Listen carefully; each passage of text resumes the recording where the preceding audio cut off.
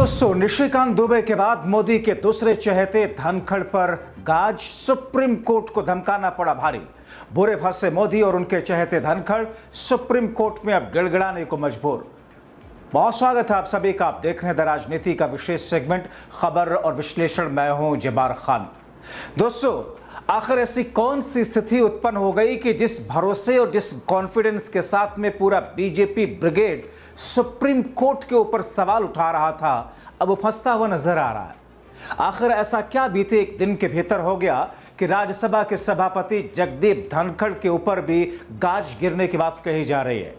आखिर क्यों supreme court में गिड़गिड़ाने की नौबत आ गई? वही सुप्रीम कोर्ट जिसके ऊपर न जाने किस किस तौर पर लांछन लगाते हुए उसे सुपर पार्लियामेंट बता रहे थे जगदीप धनखड़, न्यूक्लियर मिसाइल तक कह रहे थे, मगर अब मानो ऊंट पहाड़ के नीचे कैसे आ गया। दोस्तों, विस्तार से आपको बताते हैं। आपसे अपील के इस वीडियो को अंत तक आप जरूर देखें। दोस्तों, जिस अंदाज में, जिस तरीके से बीते 5 दिनों के भीतर भीतर जो कुछ आपने देखा, और जैसा कि मैंने अपने पिछले शो में आपको बताया था कि सुप्रीम कोर्ट के बारे में आपत्तिजनक, अमर्यादित, आपराधिक बयान को लेकर भारतीय जनता पार्टी के खास और सांसद निशिकांत दुबे के खिलाफ कोर्ट से अवमानना की कार्रवाई की मांग के बाद कार्रवाई का सिलसिला चल रहा है। सुप्रीम कोर्ट के वकील अनस तनवीर ने अवमानना की कार्रवाई के लिए अटॉर्नी जनरल की सहमति मांगी। इसके बाद में सुप्रीम कोर्ट के एक और वकील शिव कुमार त्रिपाठी ने भी निशिकांत दुबे के खिलाफ अदालत की अवमानना की कार्रवाई शुरू करने के लिए अटॉर्नी जनरल और वेंकट रमनी के कार्यालय में अर्जी दी। मगर सबसे बड़ी खबर दोस्तों, सबसे महत्वपूर्ण और अहम खबर अब ये कि उपराष्ट्रपति, राज्यसभा के सभापति जगदीप धनखड़ के खिलाफ सुप्रीम कोर्ट की अवमानना का मामला चलाने के लिए अब इजाजत मांगी गई है। केरला के वकील है सुभाष थिक्कदन ने उपराष्ट्रपति जगदीप धनखड़ के खिलाफ अवमानना की कार्रवाई के लिए अटॉर्नी जनरल से सहमति मांगी है। दोस्तों, गजब हो गया। यानी कि इसका मतलब यह है कि अब सबके साथ में पूरा हिसाब और किताब होगा दोस्तों, क्योंकि जो कुछ कहा पहले किरण रिजिजू ने वक्फ पर सुप्रीम कोर्ट के फैसले से पहले, और जो कुछ कहा वक्फ पर सुप्रीम कोर्ट के फैसले के बाद में जगदीप धनखड़ ने अपने पद का उपयोग या दुरुपयोग करते हुए, आप अपने तौर पर उसे देख सकते हैं, वो सब कुछ एक तरीके से सुप्रीम कोर्ट की महज अवमानना ही नहीं, बल्कि लोकतांत्रिक देश में, जहां पर जिस देश में संविधान सर्वोपरि है, उससे संभालने वाले, उसकी रक्षा करने वाले सुप्रीम कोर्ट पर एक करारा और तगड़ा प्रहार था। अब ऐसी स्थिति में कार्रवाइयों का सिलसिला तो होगा। निशिकांत दुबे तो बचेंगे नहीं, जेल तो जाना होगा, उनकी सांसदी की सदस्यता भी जा सकती है।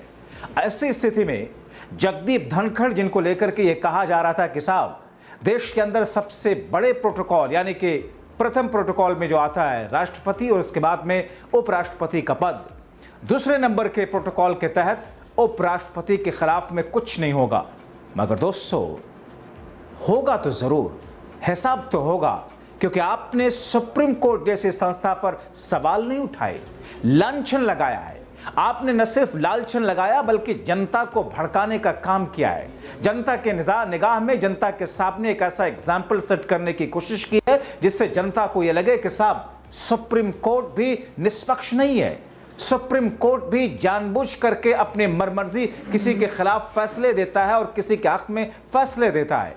और ये गरिमा सुप्रीम कोर्ट किसी भी से नहीं टूटती है, बल्कि अमर्यादित भाषा, और वो भी जब आप इतने महत्वपूर्ण पद पर हैं, उपराष्ट्रपति के पद पर हैं, उस पर बैठ करके आपने जो बातें कही हैं, वो बातें अब हिसाब किताब के दायरे में आ रही हैं। दोस्तों, वक्फ अधिनियम पर सुप्रीम कोर्ट में सुनवाई को लेकर उपराष्ट्रपति जगदीप धनखड़ ने उपराष्ट्रपति एन्क्लेव में राज्यसभा के 6वें बैच के प्रशिक्षुओं को, यानी कि इंटर्न्स को संबोधित करते हुए जो कुछ कहा था, उससे उपराष्ट्रपति की गरिमा तो टूटी ही थी, साथ ही साथ में सुप्रीम कोर्ट के ऊपर एक गहरा और बड़ा प्रहार था। न्यायपालिका के खिलाफ में एक टिप्पणी थी, जिस न्यायपालिका से उम्मीद इस देश के आखिरी पंक्ति में खड़े हुए आखिरी व्यक्ति को होती है, उसको सुप्रीम कोर्ट को उपराष्ट्रपति ने एक ऐसे अंदाज में जो बातें कही, उससे लोगों का भरोसा डगमगाने लगा। उन्होंने कहा था, हम ऐसी स्थिति नहीं बना सकते जहां आप भारत के राष्ट्रपति को निर्देश दें किस आधार पर। संविधान के तहत आपके पास एकमात्र अधिकार अनुच्छेद 145(3) के तहत संविधान की व्याख्या करना है। वहां 5 न्यायाधीश या उससे ज्यादा होने चाहिए। अनुच्छेद 142 लोकतांत्रिक ताकतों के खिलाफ एक परमाणु मिसाइल बन चुका है। परमाणु मिसाइल क्या बोल रहे थे जगदीप धनखड़ साहब। 142 अनुच्छेद दरअसल सुप्रीम कोर्ट के लिए एक अलग तरह की शक्ति प्रदान करता है, व्याख्या करने की ताकत देता है। 145(3) जो है सो तो ही है दोस्तों। मगर नसीहत देने चले हैं वो जगदीप धनखड़ जिनकी अपनी अदालत में राज्यसभा के भीतर हमने हर दिन इंसाफ की धज्जियां उड़ते देखी हैं। वो ये कहते हैं कि परमाणु मिसाइल बन चुका है। धनखड़ ने न्यायपालिका पर सवाल उठाते हुए उपराष्ट्रपति जगदीप धनखड़ ने हालिया बयान में भारतीय न्यायपालिका की कड़ी आलोचना करते हुए लोगों का न्यायिक प्रणाली में विश्वास लगातार कम होता जा रहा है, ये धनखड़ कह रहे थे, उपराष्ट्रपति कह रहे थे। भारत के उपराष्ट्रपति को कार्रवाई करने के लिए निर्देश देने के न्यायपालिका के अधिकार पर सवाल उठा रहे थे। जगदीप धनखड़ ने हाल में हुई एक घटना का जिक्र किया था जिसमें एक जस्टिस के घर में बड़ी मात्रा में नकदी बरामद की गई। कथित तौर पर उसके खिलाफ में कोई कार्रवाई नहीं की गई। जगदीप धनखड़ ने न्यायपालिका की भूमिका, पारदर्शिता, हाल की घटनाओं पर चिंता जताई थी। दोस्तों, राज्यसभा के सभापति और मोदी के चहेते ने कहा था कि हम ऐसी स्थिति नहीं बना सकते जहां अदालतें राष्ट्रपति को निर्देश दे। संविधान का अनुच्छेद 142 लोकतांत्रिक ताकतों के खिलाफ एक परमाणु मिसाइल है। संविधान का अनुच्छेद 142 सुप्रीम कोर्ट के अधिकार देता है कि वो पूर्ण न्याय करने के लिए कोई भी आदेश, निर्देश या फैसला दे सकता है, चाहे वो किसी भी मामले में हो। धनखड़ ने अजीब और गरीब बयान देते हुए कहा था कि साहब, हम कहां जा रहे हैं, देश में क्या हो रहा है, हमें बेहद संवेदनशील होना होगा। यह कोई समीक्षा दायर करने या ना करने का सवाल नहीं है। हमने इस दिन के लिए लोकतंत्र का सौदा नहीं किया था। राष्ट्रपति को समयबद्ध तरीके से फैसला करने के लिए कहा जा रहा, और ये यदि ऐसा नहीं होता तो संबंधित विधेयक कानून बन जाता है।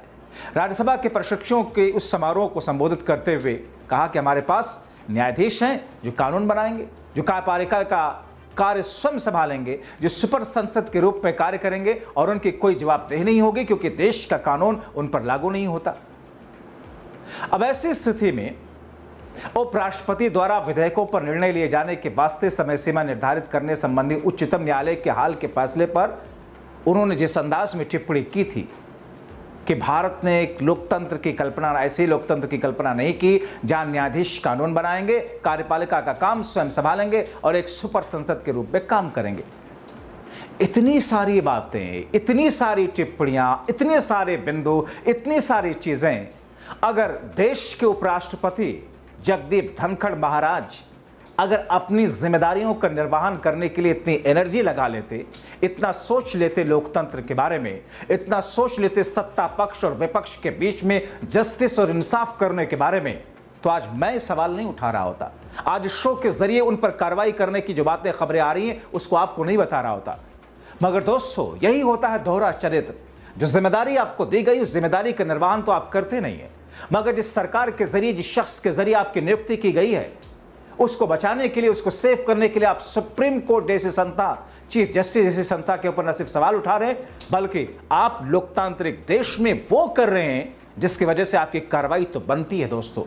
और ऐसी स्थिति में अब इनके खिलाफ अवमानना की कार्रवाई के लिए इजाजत मांगी गई है अटॉर्नी जनरल से। अटॉर्नी जनरल कौन है? अटॉर्नी जनरल कौन होते हैं? Solicitor general. क्योंकि निशिकांत दुबे के खिलाफ भी उनसे इजाजत मांगी गई है। कभी नहीं देंगे इजाजत अटॉर्नी जनरल, कभी नहीं देंगे इजाजत सॉलिसिटर जनरल, क्योंकि ये दोनों ही सरकार के पिट्ठू हैं। ये दोनों ही मोदी और शाह के जरिए चुने गए लोग हैं। ये दोनों ही सरकार के जरिए नियुक्त किए गए लोग होते हैं। ऐसे में अपनी ही सरकार के खिलाफ में इजाजत वो कैसे दे सकते हैं? लेकिन यहां पर सुप्रीम कोर्ट सर्वोपरि है, उसके पास इनहेरेंट शक्तियां हैं। वो सीधे इस मामले पर स्वतः संज्ञान ले सकता है।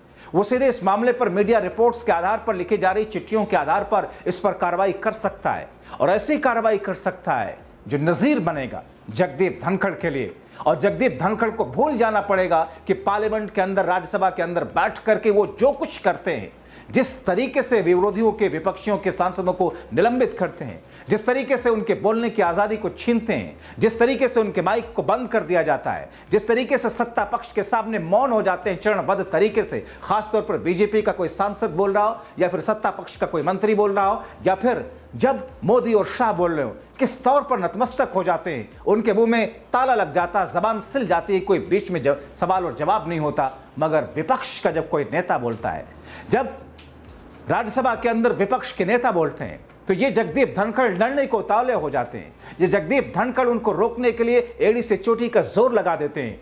काश आपको याद होता जगदीप धनखड़ साहब अपनी जिम्मेदारियां, काश आपको याद होता उस वक्त जब आप पश्चिम बंगाल के अंदर गवर्नर थे, किस तौर पर आपने वहां पर लोकतांत्रिक बहुत सारे कानून के जानकारों ने इस बात को कहा, वहां की मुख्यमंत्री ममता बनर्जी ने जो कहा सो कहा, सत्ता पक्ष ने जो कहा सो कहा, लेकिन देश के राजनीतिक बुद्धिजीवियों और कानून के जानकारों ने, संविधान के जानकारों ने बार बार यह कहा कि जगदीप धनखड़ एक संवैधानिक पद पर बैठ करके गवर्नर रहते हुए पश्चिम बंगाल के अंदर उन्होंने लोकतांत्रिक मूल्यों के धज्जियां उड़ाई हैं। किस तौर पर मोदी और शाह की सरकार को सेव करने के लिए या फिर भारतीय जनता पार्टी के लिए जमीन हमवार करने के लिए पश्चिम बंगाल के अंदर उनके हर कदम देखने को मिले, और वो यहां आकर सुप्रीम कोर्ट पर सवाल उठाते हैं। दोस्तों, जिन बिंदुओं का जिक्र किया था जगदीप धनखड़ ने, आपको बताता चलूं कि क्या है अनुच्छेद 142 जिसे धनखड़ ने बताया था न्यूक्लियर मिसाइल। दरअसल संविधान का अनुच्छेद 142 सुप्रीम कोर्ट को यह अधिकार देता है कि वो पूर्ण न्याय करने के लिए कोई भी आदेश, निर्देश या फैसला दे सकता है, चाहे वो किसी भी मामले में हो। अनुच्छेद 142 के तहत सुप्रीम कोर्ट को मिले अधिकार के तहत कई फैसले दिए गए। साल 2014 में दो पक्षों ने अनुच्छेद 142 के तहत अपनी शक्तियों का उपयोग करके उन्हें तलाक देने के लिए सुप्रीम कोर्ट का रुख किया था। भारतीय संविधान का अनुच्छेद 142 विशेष रूप से अनुच्छेद न्यायालय को किसी भी मामले में पूर्ण न्याय प्रदान करने के लिए आवश्यक महसूस होने वाले किसी भी आदेश को जारी करने या पारित करने का अधिकार देता है। दोस्तों, यह सुप्रीम कोर्ट का अधिकार है, मगर सुप्रीम कोर्ट के अधिकार में इंक्रोच कर रहे हैं मौजूदा वक्त के उपराष्ट्रपति, राज्यसभा के सभापति जगदीप धनखड़। किसके लिए? सिर्फ और सिर्फ केंद्र की सरकार के लिए।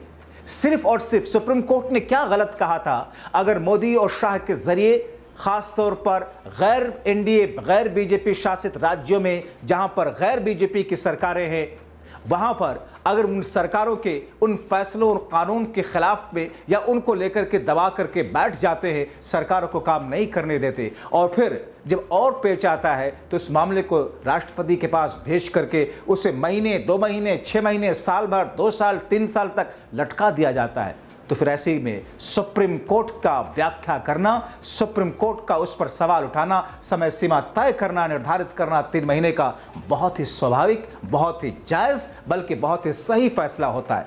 और क्योंकि जगदीप धनखड़ खुद की तरफ से नहीं तिल मिलाए, ये तो राष्ट्रपति की जगह पर आकर के बोल रहे थे, और ऐसा बोलना फंस चुके हैं। अवमानना के लिए कार्रवाई करने के लिए इनके खिलाफ अब अर्जियां लग चुकी हैं। माना जा रहा है जल्दी जस्टिस होगा, पूरा होगा, इंसाफ आधा अधूरा नहीं होगा, और उस दायरे में जगदीप धनखड़ भी नपेंगे। आप क्या सोचते हैं? अपनी राय कमेंट बॉक्स में जरूर लिखें। अभी के लिए इस वीडियो में इतना ही। आप सभी का बहुत शुक्रिया।